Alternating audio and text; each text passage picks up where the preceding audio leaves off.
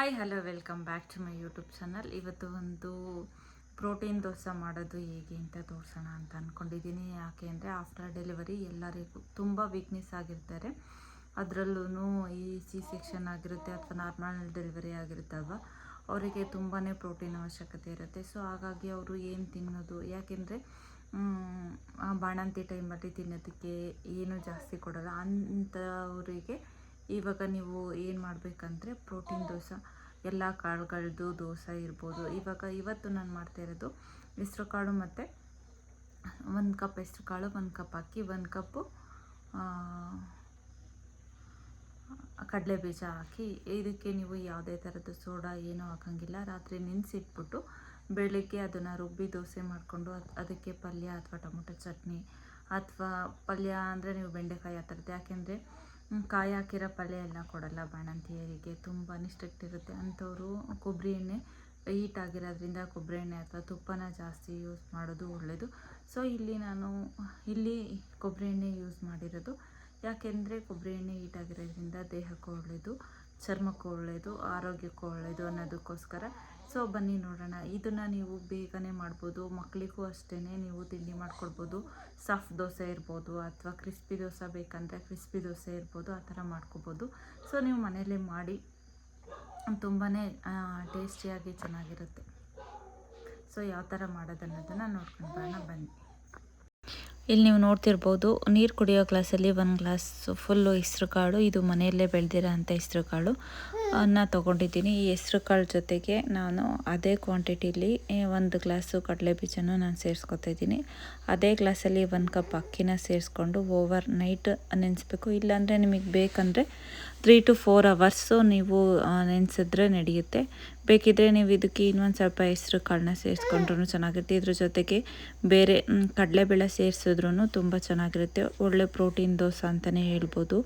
ಅದರಲ್ಲೂ ಮಹಿಳೆಯರಿಗೆ ತುಂಬಾ, ಅದರಲ್ಲೂ ಡೆಲಿವರಿ ಆಗಿರೋ ಅಂಥವರಿಗೆ, ಪ್ರೆಗ್ನೆಂಟ್ ಇರೋ ಅಂಥವರಿಗೆ ತುಂಬಾ ಹೆಲ್ಪ್ಫುಲ್ ಆಗುತ್ತೆ.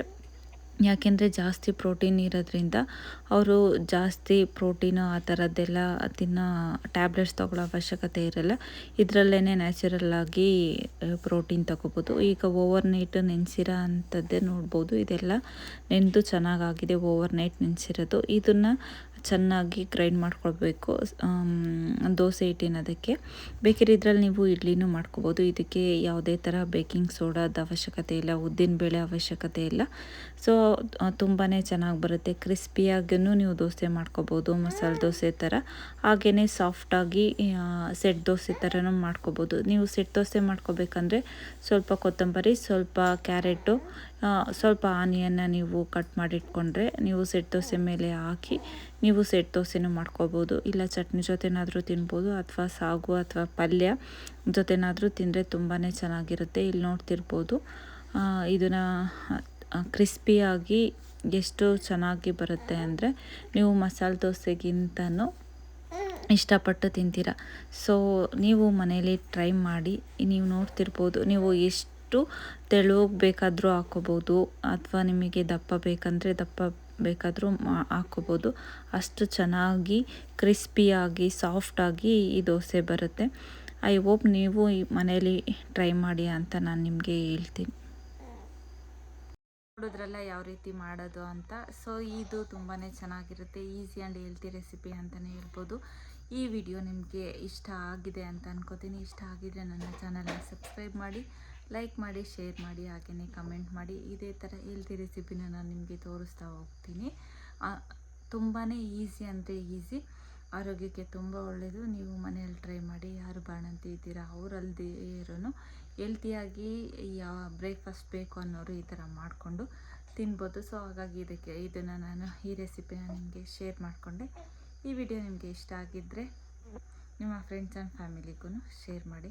Thanks for watching. C in the next vlog.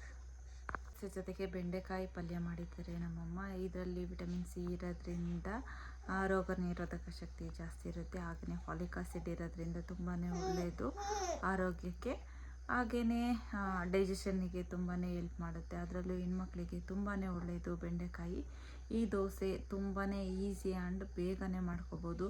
ಇವಾಗ ನಾವು ರುಬ್ಬಿಟ್ಟು ದೋಸೆ ಸರಿ ಬೆಳಗ್ಗೆವರೆಗೂ ಅದು ಚೆನ್ನಾಗಿ ಮ್ಯಾರಿನೇಟ್ ಈ ಥರ ಆಗೋವರೆಗೂ ನಾವು ವೆಯ್ಟ್ ಮಾಡೋ ಹಂಗಿರಲ್ಲ. ರಾತ್ರಿ ನೆನೆಸಿ ಬೆಳಿಗ್ಗೆ ರುಬ್ಬಿ ದೋಸೆ ಹಾಕಿದ್ರೆ ತುಂಬಾ ಚೆನ್ನಾಗಿ ಬರುತ್ತೆ. ಬೆಂಡೆಕಾಯಿ ಪಲ್ಯದ ಜೊತೆ ತುಂಬಾ ಚೆನ್ನಾಗಿತ್ತು. ಹಾಗೆಯೇ ನೀವು ಇದ್ರ ಜೊತೆಗೆ ಟೊಮೊಟೊ ಚಟ್ನಿ ಜೊತೆನೂ ತಿನ್ಬೋದು. ಸೊ ಇದಾಗಿತ್ತು ಇವತ್ತಿನ ಹೆಲ್ದಿ ರೆಸಿಪಿ.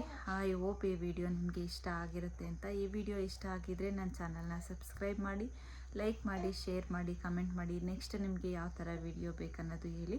ಒಬ್ಬರು ನನಗೆ ಮನೆಯಲ್ಲೇ ಯಾವ ರೀತಿ ಹೇರ್ ಕಟ್ ಮಾಡ್ಕೊಳ್ಳೋದು ಅದ್ರದ್ದು ವಿಡಿಯೋ ಮಾಡಿ ಅಂತ ಹೇಳಿದ್ದಾರೆ.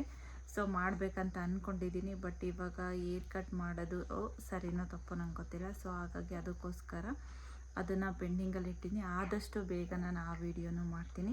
ಅಲ್ಲಿವರೆಗೂ ಈ ವಿಡಿಯೋಸ್ನ ನೋಡಿ ಹಾಗೆಯೇ ನನ್ನ ಚಾನಲ್ಗೆ ಸಪೋರ್ಟ್ ಮಾಡಿ, ಸಬ್ಸ್ಕ್ರೈಬ್ ಮಾಡಿ, ಹಾಗೆಯೇ ನಿಮ್ಮ ಫ್ರೆಂಡ್ಸ್ ಆ್ಯಂಡ್ ಫ್ಯಾಮಿಲಿಗೂ ಶೇರ್ ಮಾಡಿ. Thanks for watching. See you in the next vlog.